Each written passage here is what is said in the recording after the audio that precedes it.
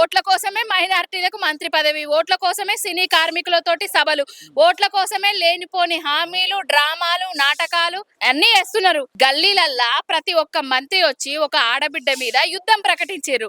ఆడబిడ్డకు అండగా మేము 60 లక్షల మంది బీఆర్ఎస్ సైనికులం పనిచేస్తున్నాం. ఒకవైపు బీఆర్ఎస్ సైనికులు, ఒకవైపు మంత్రులు. ఎవరు గెలుస్తారు అనేది ప్రజలే నిర్ణయిస్తున్నారు.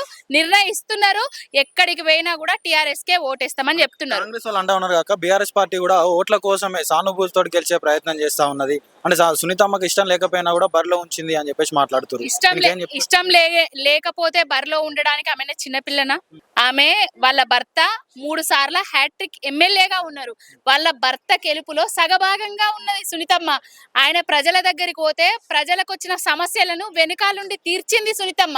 ఆమె వాళ్ళ భర్త ఆశయ సాధన కోసము వాళ్ళ బిడ్డలు ఆమె కలిసి ఊరు అంటే వాడ గల్లీ ఇల్లు తిరుగుతున్నారు.